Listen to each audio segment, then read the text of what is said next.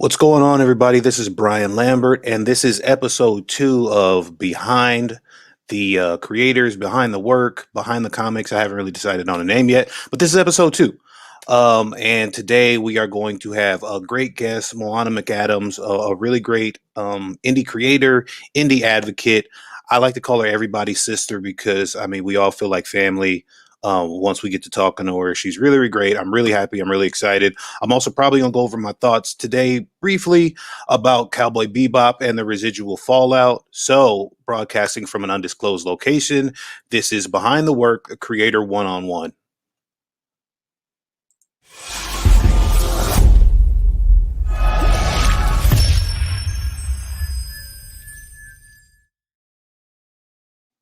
So I'm back that quick, right? Moana, in my opinion, needs no introduction, but I will give her one anyway. And I learned some very interesting things about her. Even at a young age, she worked on cruise ships, entertaining and doing hula with her family. She also has a bachelor's of business administration management, which I had no idea. Where she works for information systems and a minor in computer science. She's moved to DC, where she's got a Master of Science in Information Technology from the University of Maryland. She also has PMP, which is not pimp, but project management professional certifications.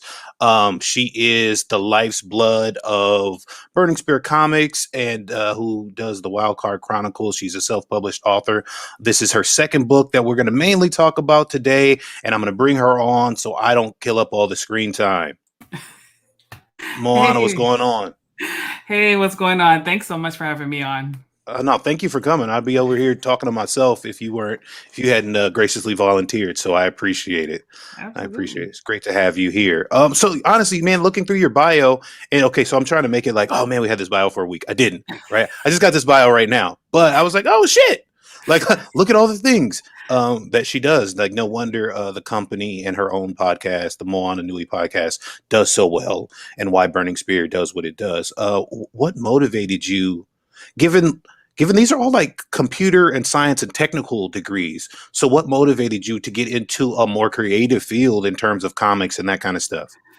So, the comics part of it was really more spearheaded by my husband. He was the one who was, wanted to push in that direction.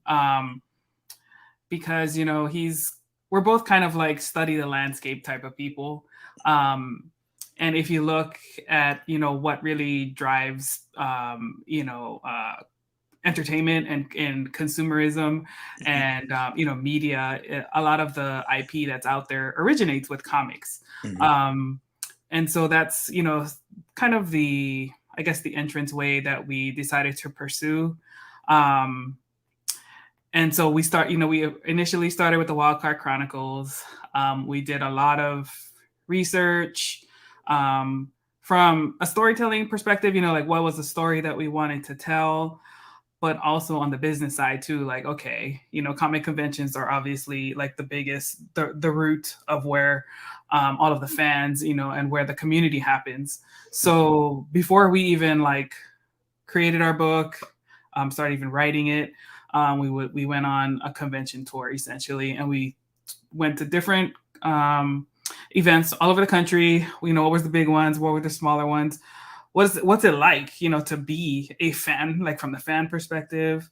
What's it like to be from the vendor perspective? And you really don't get that until you're actually a Yeah, vendor. yeah. People can tell you everything, but it doesn't really sink in until you're actually there for a business purpose. And so yeah, so that's how we kind of started. My husband is the author and creator of the Wildcard Chronicles, our comic book series, which we started in. I guess when did we publish it? I think we published our first in 2017. Was that it? It's been a minute, guys.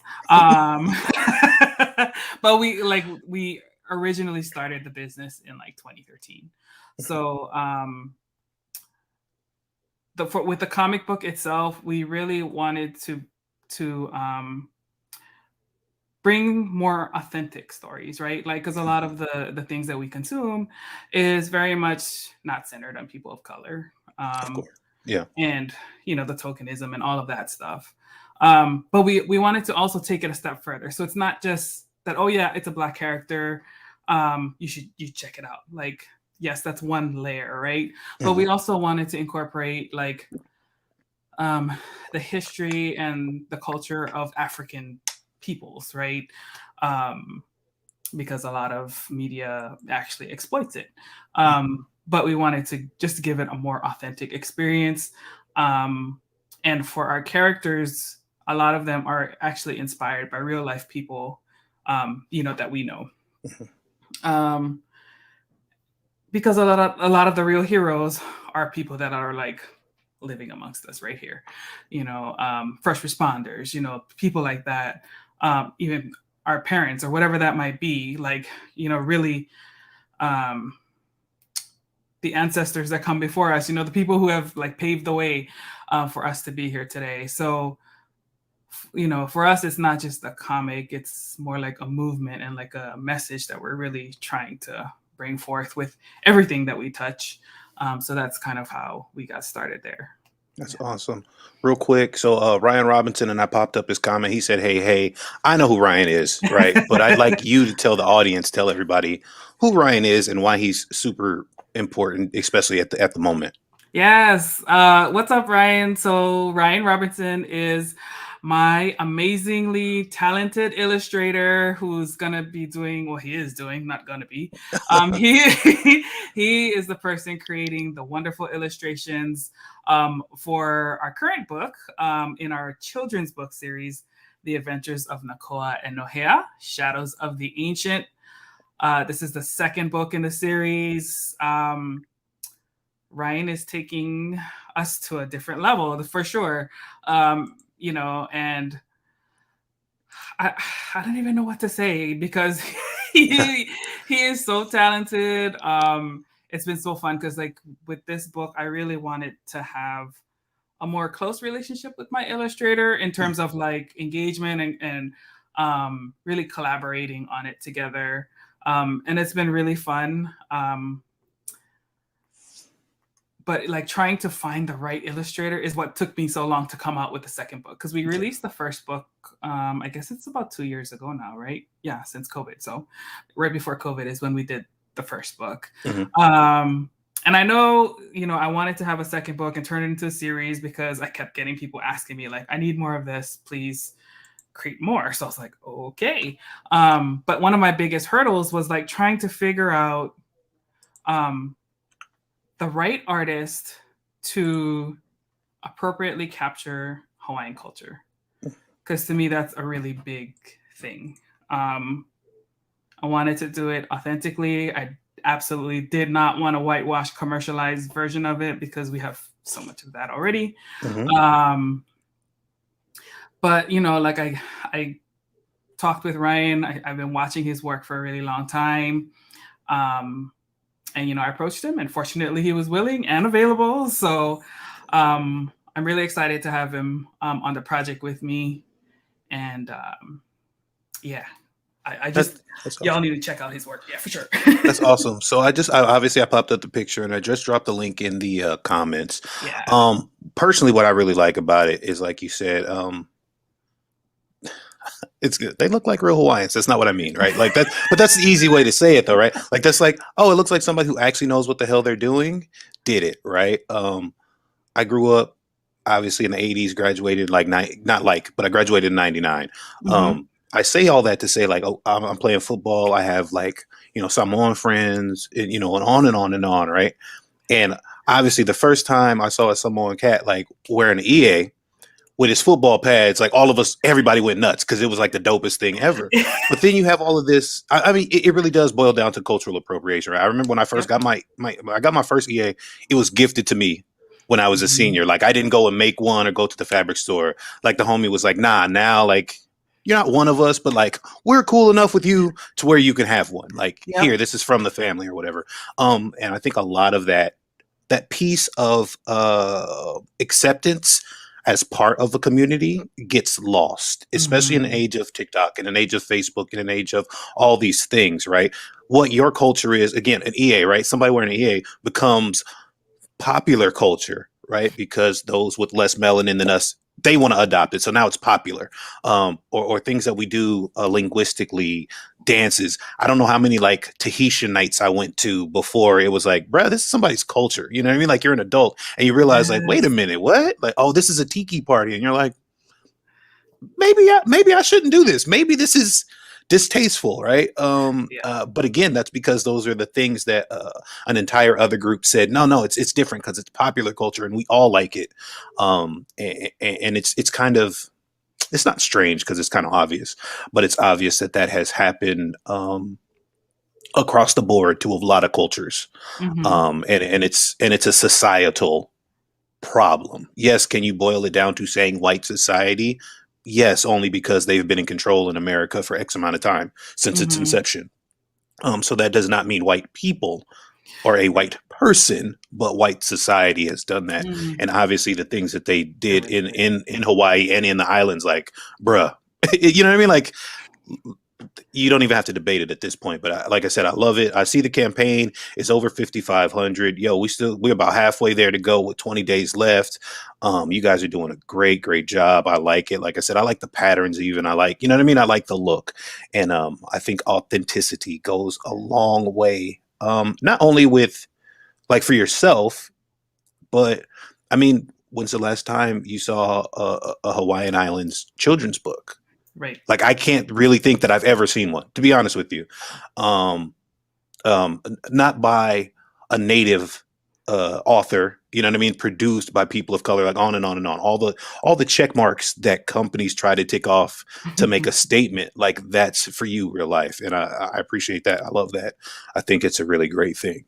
Um, Yeah. I have wondered, and since it's the second book in the series, I would like you to give us, a synopsis. What brought us to where we are now? But I also Okay. want to know what spurred you. Because they're two completely different storytelling styles. Comics are one thing, and children's Yeah. books, even though they both have pictures, both have kind of few words. Sometimes they're completely different storytelling genres. So, what made you one? Like I said, take us where we are now with the characters, walk us through the journey that we're on with the characters and what made you switch from one to the other.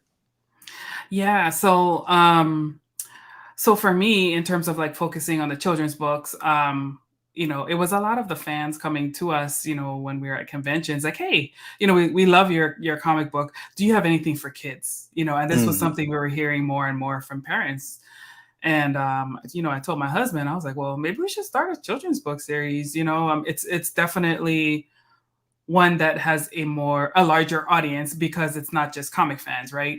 Hmm. You can reach all kinds of different audiences. Um, but in terms of like the first story, so the first story is called Fishing Day with Papare. And this one actually happened at a really important time in my life. It happened after my father passed away. And so for me, it was a story to memorialize him, to capture a legacy. It was very personal for me. Like that one is very personal for me.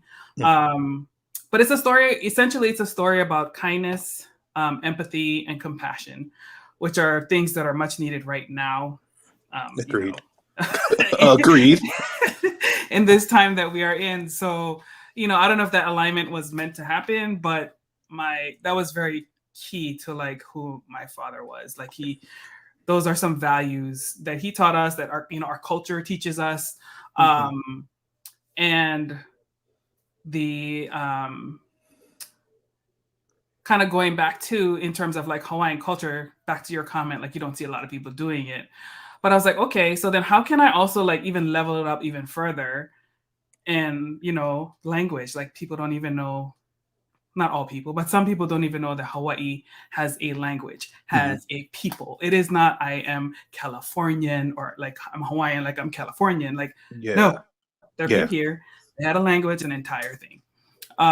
So that was kind of like the deeper, messaging and purpose for my books. Hmm. Um, so yeah, so like when we first meet the characters in Fishing Day with Papare, they're super young.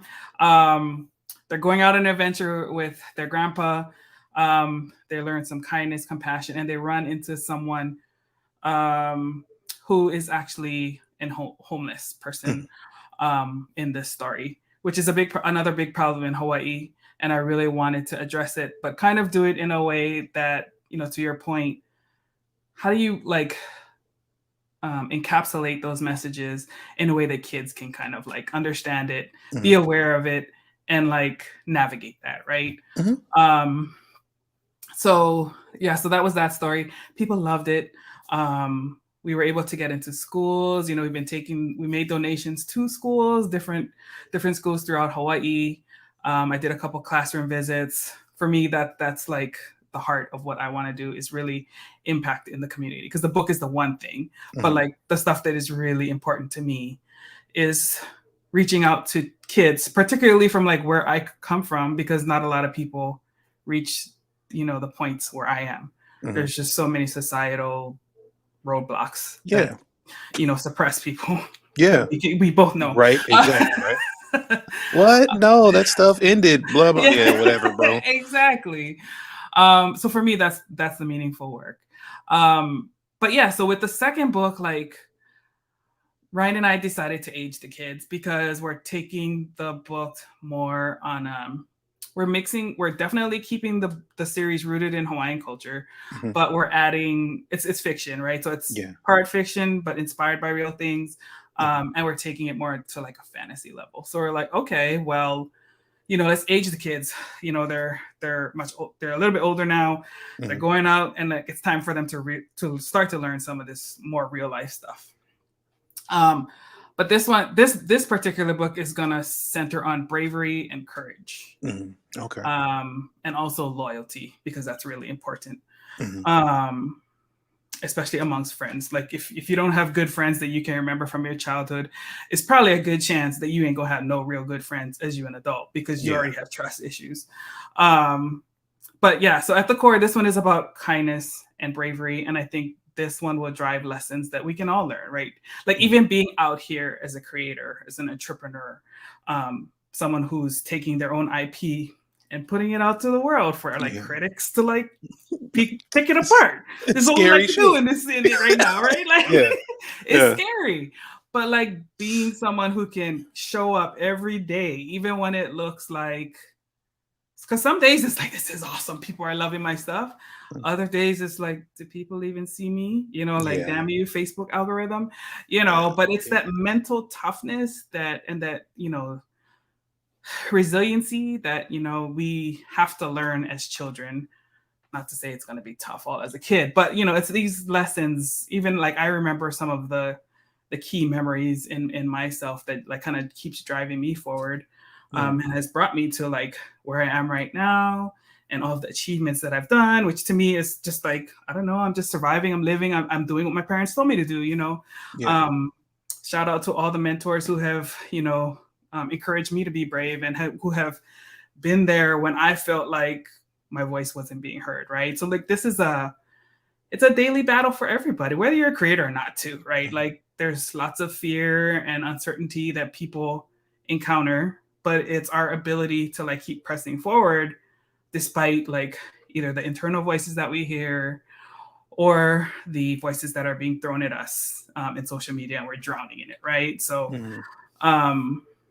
but yeah, this is definitely about a bunch of kids. They're going on an adventure, and they got to have each other's back against what they're going to encounter. So, nice. Yeah. So I will say I love the like the subtitle. I love Shadows of the Ancient, right? It gives you that big kind of epic feel. So that's one thing. The second thing is I love a quote. I don't actually know who said it, but I saw it on a meme. So that makes it law. But it was like somebody who's doing better than you will never criticize you.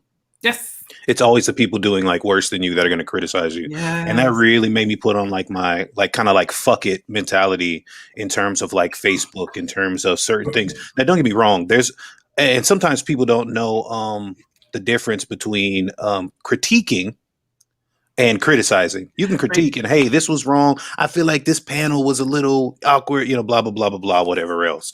But when you have a good product, right, and like objectively good, the art looks 75%, the writing is 75%, the production value is 75%. So objectively, you're at 75%. Like that's a good product, right? And then you have somebody's like, I hated that shit. And you're like, what?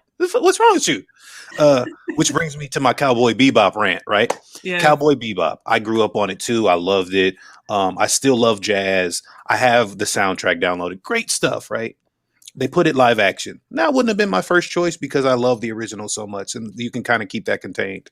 But you get this group of hate that's like, "Oh, you ruined my childhood because you re-released it and it wasn't the perfect way I liked it." And you're like, "How does that ruin your childhood, bro?" Like, you have the memory, like you know what it is, and you don't even need the memory. You got Funimation, Cowboy Bebop is there. You got Netflix, the anime is there. Like, but we get that in this society where people are like, if it's not 100% exactly what they like or wanted, then they're like, this is the worst thing ever, and they can't be objective about it and saying like, nah, it was cool, or hey, it just wasn't my thing, and it was kind of whatever. It's got this like polarizing mentality Yeah. of like either it's the greatest or it's the worst, and you're like, there are Right. super like there's like a bunch of stuff in between, bro. Like, what's Yeah. wrong with you?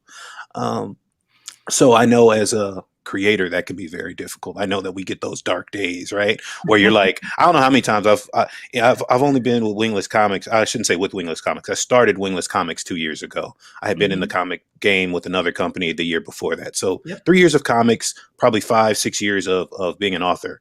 I know personally, within 2 years, I probably quit 300 times. I'm like, Yep. I'm just not doing comics no more. I'm not. Fuck it. I'm gonna go home. And I'm never gonna do it because it's hard. It's a market that a lot of people want to get into. They don't necessarily take the care or the time. And I talked about this with Danny last week, where Mhm. people are like, "Oh, I'm gonna get in." If it's like if you got in, you're like, "Oh, I'm gonna get in and sell Wildcard Chronicles to Marvel tomorrow." Like what? Bro, that's not how it happens, man. This shit takes years and Yes. years, and Yes. you got to knock down what you got to knock down. Speaking of the Wildcard Chronicles, when are they coming back? Where can we get the issues? Because I even need to get issue 2. I didn't realize that I don't have issue 2. Oh, okay. Well, so you can grab it on the campaign right now too. Oh, We okay. have Oh them in shit. the Add on. add-on section. Yeah. Okay. I have to go and Yep. grab an add on. Okay. Okay. Yep. Um MoanaTheAuthor.com. So the main product on the campaign is obviously the children's book, but in the add-on section, you can get additional copies of our children's books, both 1 and 2, and then Wildcard Chronicles 1 and 2 as well, if you have not yet joined the series. There's a couple tiers too. So, like we have a comics bundle where you get the comics and the children's book. And then we got like the physical catch up if you want all the books that we've ever published, because I wrote a short story that turned into an best-selling anthology on Amazon. awesome. So lots of cool stuff on the campaign, definitely. Awesome.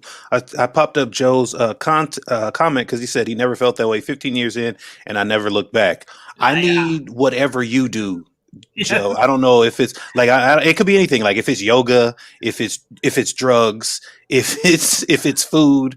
I don't know, sunshine. I don't know, long walks. I don't know, whatever it is. Whatever it is you do, I need that because man, this can get frustrating sometimes. Yeah. So I'd like to dive into some more cultural aspects. There was a movie, and I should have looked up the title, but I hadn't thought about this prior. But there was a movie on Netflix you and I talked about. Um, it was steeped in Hawaiian culture. Oh, The Finding Ohana? yeah, right. So I love that movie, right? But I also so I compare two movies or two feels of two movies, right? So you got Finding Ohana, and then you have Hobbs and Shaw. Obviously Okay. they're not they're completely different, Yes. and there are some elements obviously about Polynesian culture that both of them bring to the table. One of Mm-hmm. the things that me and my boys had talked about, some of my boys had talked about, because Hobbs and Shaw kind of got on my nerves, and the reason it got on my nerves was because it was heavy handed, right? Like they kept trying Mm-hmm. to they introduced an uso Yeah. like 9 times, and I was like, don't get me wrong, like that's all I call my boys when we're around, and that's all they call me, right? Yeah. But trying to make that a broader societal thing, I think Yeah. it is it's not necessarily problematic, but you run into the same thing where the Maori Haka, right? Now Yep. you got colleges in Utah doing it, and it's like, bro, why you look stupid doing it? So, how do you handle those aspects of like showcasing your culture without, for lack of better words, selling your culture? Oh, that is such a good point, because that's really actually like why I have been kind of hesitant about putting this out, you know, like, because I hold my culture, obviously it's important to me, it's sacred, and I know a lot of other people too do as well. Um, and not anybody can take it and tell a story, right? So like, I mean, this fear is still in me right now. Like, I'm gonna put this book out, and I'm really afraid that there are gonna be people back home, you know, that are gonna tear my stuff apart and be like, "That's not really how it is," you know, and that kind of thing. So that is a really still legit fear. Um, but I feel like as long as I am preserving, like, what we call the mana, or you know, like the essence of our people and our culture and the values and things that we hold dear, as long as that's in my story, then I can feel good about it. I do expect to get criticisms from people back home, and that's, it's just, it is what it is. And I've heard this from other Hawaii based creators as well. But there are, you know, there are comic books out there like from Mana Comics, and they focus in, they incorporate Pacific Islander culture. But I think there's just so many ways that you can take from what is, you know, part of what makes us unique, and give our own take on it. Because that's, at the end of the day, like, that's what stories are. Stories are a perspective of a person, right? Like, we can all look at one thing and take away a different message, right? Like, so for me, I'm gonna just put my heart and my mana into it and hope that people like it. And if they don't, then, you know, give me constructive criticism. I'm happy to accept it. I'm not one of those where like, well, you can't tell me anything about mine. Now, certain people cannot teach me about my culture. Let me be clear about that. I will not take those. I hate when people try to explain my culture to me when you know nothing except you went there on vacation. And God, it's so I feel sorry. It's gonna sound horrible. I feel sorry for you guys when that happens. Nah, bro, but like, so I work in an airport, so I get those uneducated types all the time where they're like, "Oh, do you know what I just learned?" And you're like, "Cool story, bro." Yes, absolutely. But yeah, so like for me, I don't view, like, I don't, my main goal with my stories, obviously, I need money to make it run, right? Mm-hmm. Like, it's not gonna run on freaking Aloha. Sorry, as much as I love Aloha. But like, the main thing that I want to do, I just want it to be sustainable so that I can continue to create and create resources that will, you know, inspire kids coming out of the island communities who often, like, there's just so many economic roadblocks to it. So if I can put my books in a school and they can open up the cover and look who is writing this book, and they'll see somebody who, like, they can go next door to their house and be like, oh my God, that's Auntie. Like, if an Auntie is writing this book, you know, it's like, oh wow, like, so people like us can do these things, you know, like, it's just very little subtle things that, like, a lot of people probably don't think about, but it means a lot. Like, if I could have picked up a book when I was younger and saw somebody who, you know, that came out of my community, like, oh, she wrote this book, she wrote this story, how cool is that? Maybe I can write a story about my own experience or something that I love about our culture, whatever. If it's attainable and achievable, you just think differently, you know? So that's really what I want to do. I think success and success in what we do, writing and comics and some of these entertainment fields, you know, not discounting Hollywood, but you know what I mean? Like some of the smaller entertainment fields, it's like the 4-minute mile. Like, before anybody ran a 4-minute mile, it was like, oh, bro, it's impossible. No one will ever do it. And then the person did it and they were like, oh shit, and we can do it. And now the 4-minute mile is the standard, basically. Yes.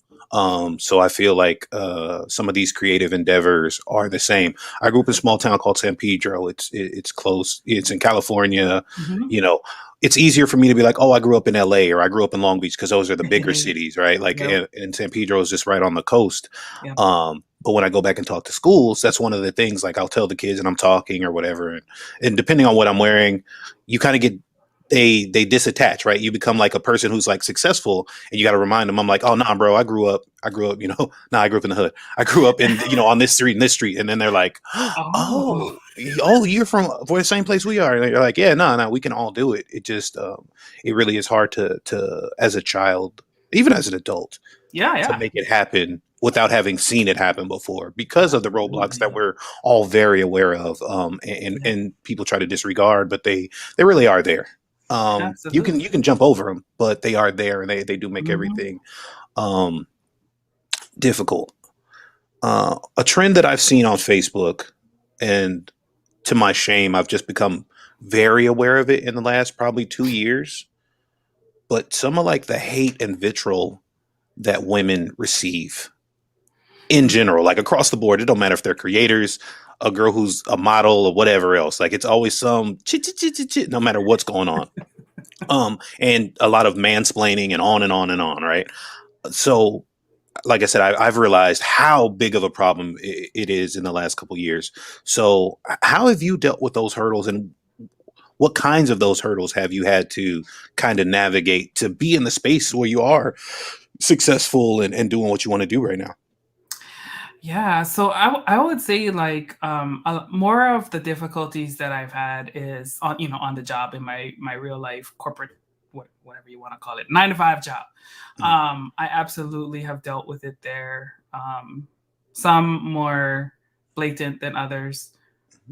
Um, and I think for me it's I don't know. I've never been really like the typical girl anyway.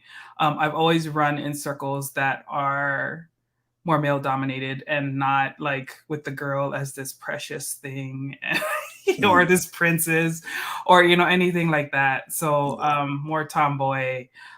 So like when I experience those things, I mean it's easier now, obviously, I'm older. Um I've learned to navigate and just kind of know when to push back and when to just let it roll. Still learning. Um but I don't know. It's just like I think now I'm more focused on like what I need to do and limiting how much let people take from my energy, I guess is what I would say. And when people do mansplain or whatever, I'm just like whatever, like I kind of like treat it more like okay, understand that you have a different view from me, then tell me like what is your view and what are you standing on, like Mhm. if you're gonna come against, I don't know, my children's book, I don't know, my comic, whatever, or me as a woman creator in this industry, I haven't really experienced a whole lot of that. Mhm. Um, but like on the job, I just call, I'll ask like, okay, so if this is your issue, then tell me what is the better alternative that you Yeah. have to present, like because at the end of the day, I might be emotional about it. They might be emotional about it, but I try to keep things rooted in like the facts and like let's just work off those. You know what I'm Yeah. saying? So Yeah. I don't know. That's It's dope. it's absolutely a tough place to be though. Mhm. Um and I guess I would say also is that I was the oldest child and my father kind of raised me as the son like he never had because he didn't have any sons. And so like I don't know, I just had like more of that mental toughness that you just had to have, um and being around more growing up amongst more boys and cousins who are boys and just knowing how to just stand your ground, hold your own. So yeah, that doesn't really fly too much with me. That's probably why I don't really receive it a lot in the creative community because I'm more like it's cool. I do my work. You like it, you like it. You don't, you don't. That's cool. It's Yeah. not going to stop me from what I'm doing though. Nice, nice. I wanted to pop Joe's comment up, at the tail end of yours, because What's he up, said he Joe? stopped by for a minute to listen and stayed because he rarely sees a Hawaiian creator being featured. He's one fourth Hawaiian, and he knows so little about the culture. I'm absolutely happy to support this project and message. Happy holidays, all. Thank you, Joe. Man, that's Oh, awesome. mahalo, Um, Joe. we're all See, always gonna represent across the board here. You know what I mean? yes. It's, and like I said, man, Moana's like, so I actually in the intro to this and in the post for this, I almost put everybody's favorite little sister or favorite sister, and then I was like, wait a minute, are they gonna think like sister in the black way or like so I was like, I was gonna get like I got in my own head, it was too confusing, but since I got in here and I don't know anybody who speaks ill of you, it's always kind of an upbeat, happy, very communal standard. It's Also, the lowest Ryan dropped spirit. this in the comments again. Yes, thank you Um, guys for your support. We really appreciate it. Ryan and I, we talk about it every day. You know, we're amazed at the support that we're getting. We know we still have half of our goal to raise. So we definitely appreciate any additional support folks can throw our way. If there's things that you would like to see, we love feedback, right? Like, so like we're here for the fans, right? So if there's something you want to see, send us a message, drop it in the comments on the campaign. And we'll take it into consideration for sure. But I wanted to touch back on Joe's comment though about him being a quarter Hawaiian and not knowing a lot about the culture, because that's a big part of why I'm doing what I am doing. Because there are a lot, because okay, so a lot of people, their families have had to move out of Hawaii because of the economic pressures and cost of living and all those things that typically cause families to have to leave the islands. And so the further you move away from your source, the weaker the connection, the signal gets, right? Like if we're talking about Wi-Fi signal, let's use that analogy. If I go further away from the Wi-Fi point, my signal is going to suck.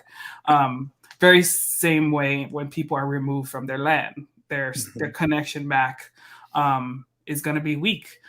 And families will try to cultivate it even when they move away, but the more help that you can get in that area, will help you to keep that stronger bond, back to your homeland. And that's something that I've always tried to do, whether it's with this children's book series or with my own clothing line that I have, right? Like these are things that I have created and started to help keep my connection to home close, because I live very far from my source. You're all the way on the East Coast, right? Yes, I'm out on the East Coast, so I'm about as far as you can get and still be in the same country. But yeah, there's a lot of people who have not really learned much about their culture until they become an adult, and that even extends beyond Hawaiians. Like I've had people message me on this campaign, like, oh, they're from Puerto Rico, and it's very much the same thing, like resonating with, culture not being in the classroom as a kid. Even as an adult, like not really getting that connection to your history and your people and your roots and your kupuna, the people who have come before you. And it's much easier to exploit you when that is the case. Who are you telling? If you don't know what it's supposed to be, then you're gonna believe anything anybody tells you, right? So yeah. I think that's one of the things that I fell in love with Polynesian culture, and I say cultures because obviously it's not just one, but some of the roots that you all can still have, and some of the cultural things that you have that obviously Black people in America have been denied, right? Like it's really hard. If you look at it, a lot of African cultures and a lot of Polynesian cultures share a shit ton of similarities, and I think that that's why Polynesian cultures, when they come over into America, and American, African American, like Black people, like we always link up. It's always like I have never. I mean, obviously outside of like regular gang shit, right? Gang shit happens, but like I've never just normally met like a Polynesian and a group of Polynesian in terms of like culture and like Black people that didn't get along. You know what I mean? Like the communities kind of integrate because there are so many things that are similar.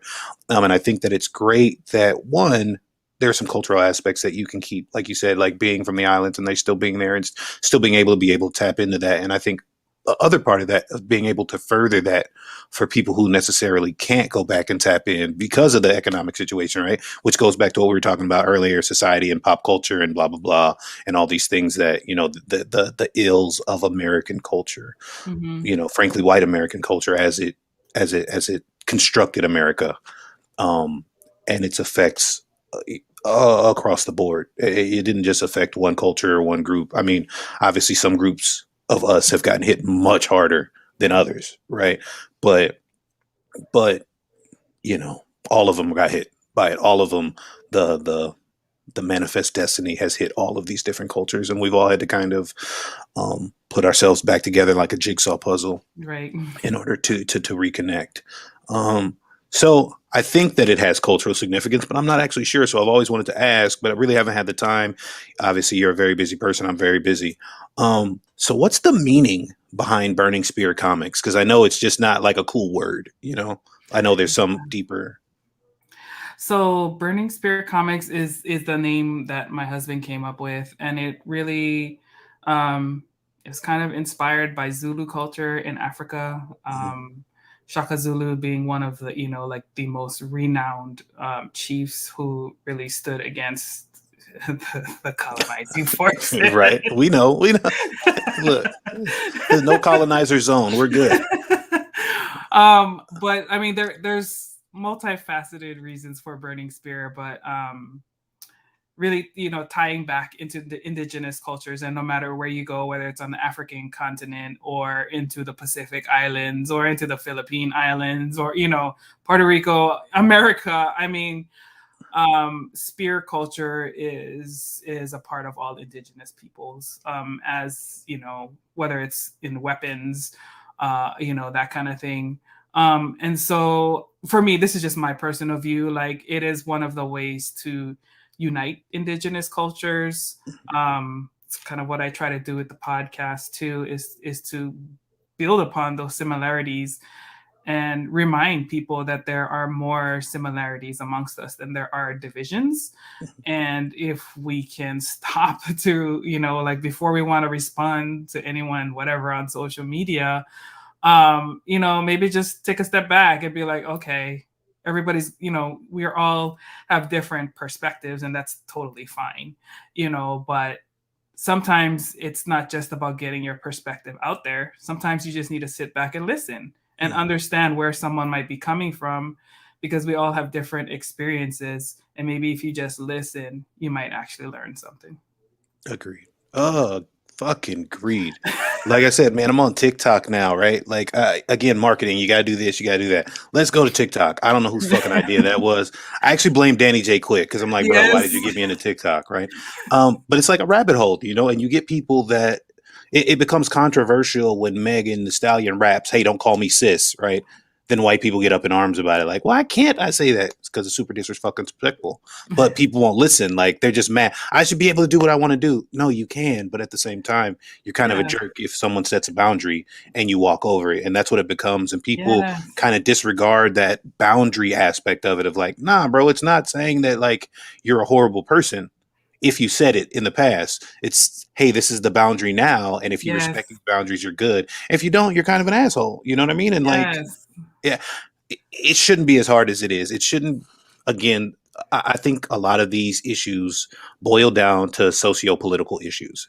At the end of the day, we have to accept some truths, and whether people like them or not, the truth is the truth. America was founded for white supremacy. Like, it was. Anybody who says anything different, you're full of shit. Like, it actually means you don't understand the history. Like, you don't really know why they left. You don't really know why they started this whole thing.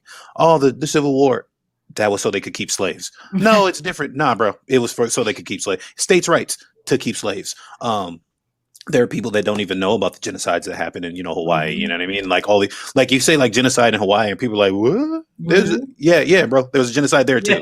Shit ton of genocides, bro. 80% of our population. Right. Like, it's not a good thing, bro. Like, fucking wake up. But again, a lot of people, we're not taught that, right? Like, especially in school, we never learn that. So unless you pick it up from somewhere, do some research, fall down the Wikipedia rabbit hole, you never ever know.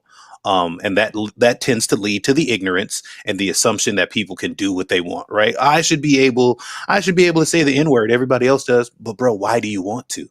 You know what I mean? Like, why are you traipsing over ground? You know what I mean? And people don't understand the duality of a statement like that and the inherent privilege. So then we end up back where we are, of a group of people of color fighting for something that should just be an inherent right, and people should are off the top. No, you know what I mean?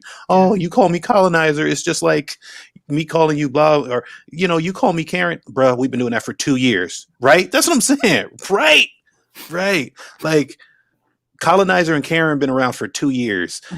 Everything else been around for 200. Like, bro, y'all could take these couple years. You know what I'm saying? Y'all will live. Y'all be all right. But we don't really get that.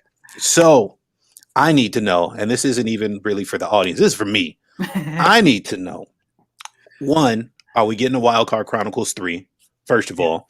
And second, how in the hell do you create while collecting all those statues? That wasn't just something I put in I really wanted to know that shit. I just seen that Cyborg Superman one, and I was gonna come up with a plan for Malachi to steal it from y'all because I know he's closer than I am. Uh, so you got to give me some info. Okay, so issue 3, yes, it's actually in works now. Nice. The So we're looking at 2023, 2022. Uh, Sorry, 2022. Yeah, I'm hoping 2022. Okay. We should absolutely have number 3 in 2022. Nice. If we can balance the schedule right between the children's books and the comics, I would like to have number 4 in 2022 as well. Oh, nice, nice. So we'll see, because then we can get to the trade and all the fun stuff that I want to do with that. You know, I think a lot of us, and I say us because we're doing the same thing. I think a lot of us are going to twice a year releases if we can hack it, and which I think is great, man. That means that the business is up. It means that we're running and we're doing some things to, you know, because one issue a year used to be the standard. So it's great to see, you know, hey, we're getting to a place where we're, you know, the motion is going. Yeah, for sure. I mean, I think part of it's a good and bad problem to have is because when you get, like, you know, some powerhouse creators together, you know, then you're like, oh, you know, you want to continue your own story, but then you also want to collaborate, right? Yeah. So you have people like, for example, TJ and Newton, who are working on Villainous, and I'm like, bruh, what is that? I saw there's a panel where it's like the car, and I was like, bruh, I actually hit TJ up. I was like, I'm gonna need the car. I'm gonna need you to like a print up. I just want the car. Like, bruh, that looks crazy.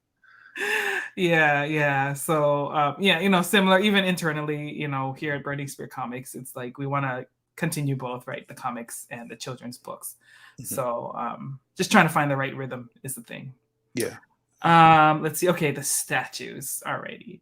So the secret behind the statues is that there are these things called payment plans. So, so a lot of the statues that we've been paying on it for like 2 to 3 years. You know, it's like things that we're like incrementally paying for, slowly by slowly. And that is another, I guess I would say, another fork of our legacy leaving, right? Because these are limited items that will only be so much, and they appreciate in value like almost instantly. Yeah. So that's the real reason of us collecting those. But also, again, you know, when you look at statue collectors online, most of them are of the fairer complexion because at the end of the day, it comes down to the economics, right? So, again, I always have a deeper meaning. This is another way that we can communicate out to the community that, like, we can stand up here too. You know, like if you want to be serious about what you're doing, you can do it. It just requires sacrifice in your time and your money. If you say you are about something, then you need to invest in whatever you're talking about. Otherwise, it's just lip service. Yeah. Right. So like it's not going to be easy, right? Like, but you have resources and how you choose to invest them or waste them. I don't know. I'm not knocking anybody. Like, live your life.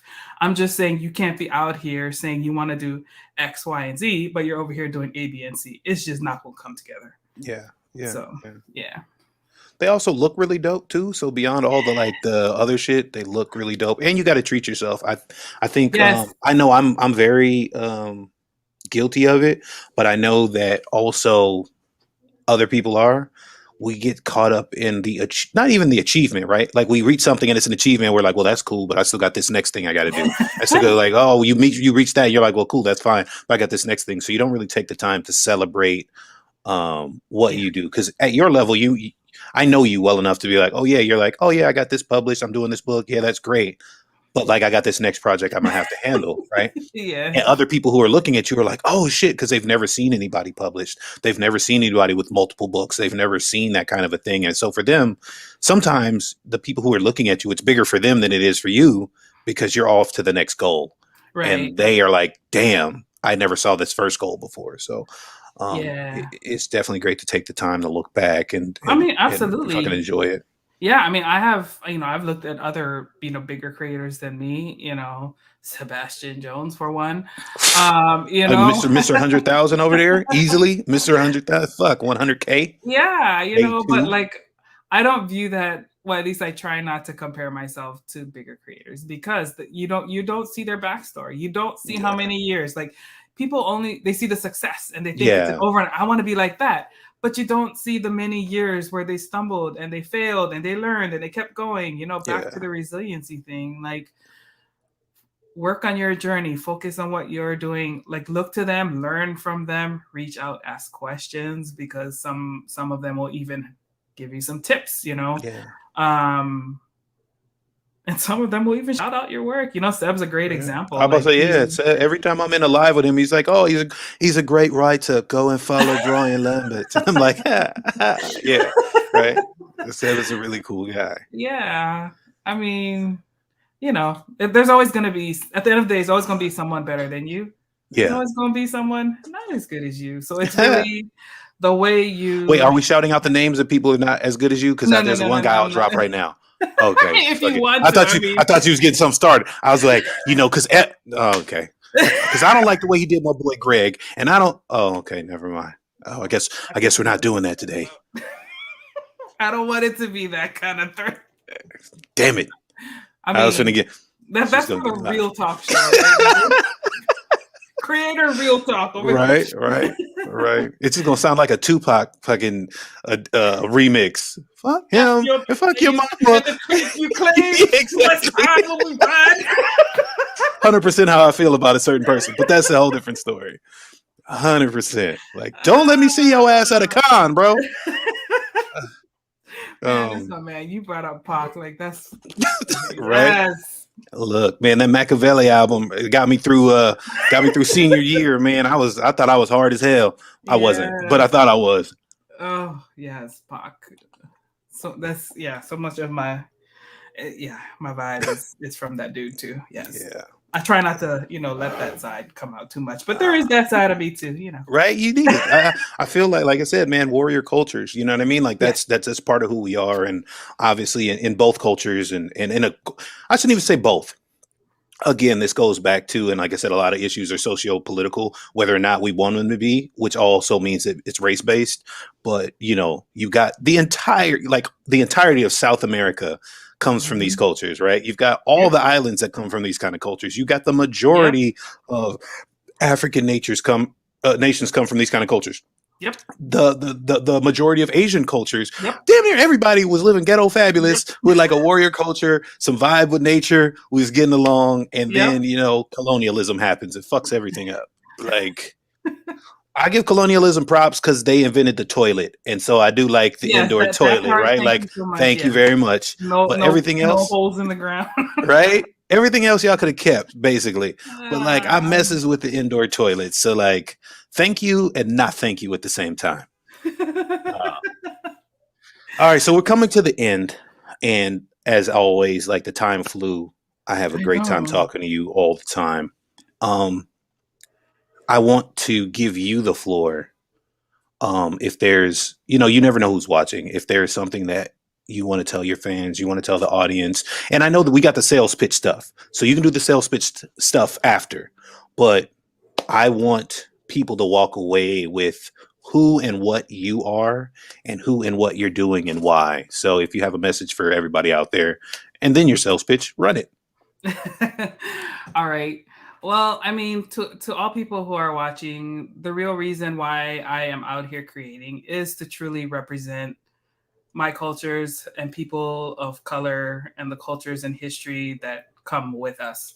Um, I just happen to focus on Pacific Islander cultures because that's where I come from, and I feel confident in representing that.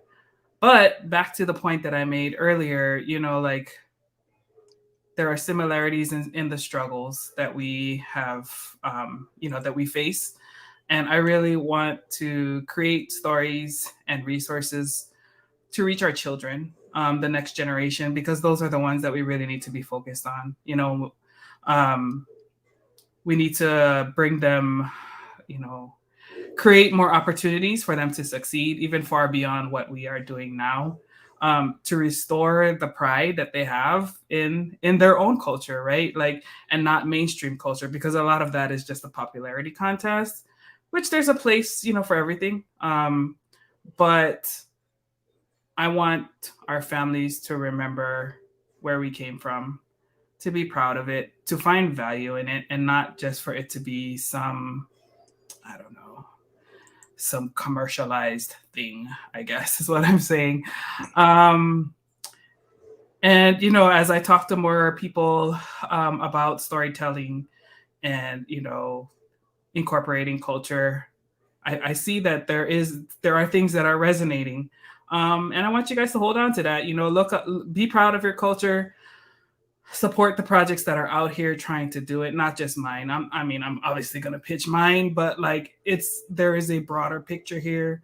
And it's really important for us to put our resources behind the things that we want to see, because otherwise we are just putting our resources and investing into things that is already out there that we're complaining about, right? Like, that is not hitting the mark for us. It's not advancing our communities. It is not helping us as a people to come together and to create better things together. Like, I feel like our communities would be advancing a lot more quickly. And I'm not even talking about just monetarily. I'm just talking about the skill sets, the knowledge, the intelligence that needs to be reinvigorated into our people to come back together, to stop letting all of these things create artificial enemies that are not really there. Mm-hmm. And yeah, I mean, that's really what I'm about. I want to create opportunities for children, for people. Long-term goal, like, I really want to be publishing stories with the kids in the communities too. Like, I want to create platforms that allow our communities to rise together. And however, I don't know how it's going to happen, like what it is, but that's always my long-term goal, is to create unity and community and really bring back the things that have always helped us to advance and be successful together, for sure. So whether you're supporting me or you're supporting other creators like 133 Art, who's also on Kickstarter right now, Changa and the Jade Obelisk, Sorghum and Soul. It's a great anthology that you should definitely support. That's Subsumi, right? Yep, Subsume Media, Dedrin. Yeah. And of course, Adventures of Nakoa and Nohea, Shadows of the Ancient. The money that we raise on these platforms goes a huge, long way. And a lot of our independent creators are doing some really big things right now. Every single thing you can do to support matters, whether it's telling a friend about it, putting a couple of dollars towards it, sharing it on your social media, like everything. You might not see it, but like, it really goes far. Even if it's just to say, hey, I really checked out the project. This is what I like about it. Check it out. Whatever that might be. The little things matter when it comes to this, for sure. Amen to that. So obviously, I've been running the link up there the entire time because I obviously want people to be able to copy it if they need to see it. It's in the comments quite a couple times. So thank you, obviously, for being here. Thank you for taking the time out to join this fledgling show, and thank you for, like I said, I love the pitch process of it, but also I feel like there's a need to know who we are beyond that, right? And especially when we're talking about people of color. The main dispatch does the pitch, and this is the book, and blah blah blah. But the motivations for some of the what I consider and who I consider to be great creators, people that I know and people that I don't even know, but the great creators really trying to get out there and do it. It's really important for you guys, for me to be on this show. So I appreciate your time. Thank you so much. We'll obviously have you back on before your next project, just to chit chat and shit. Absolutely. So again, thank you. Everyone out there, thank you guys for tuning in. I hope you enjoyed it. Like I said, Moana is a great creator. Burning Spear Comics is a great company. They'll always have my support. They have it now. I got to go back and get my add-on so I can grab that second issue. And until next time, guys, thank you. Mahalo, guys. Thank you so much.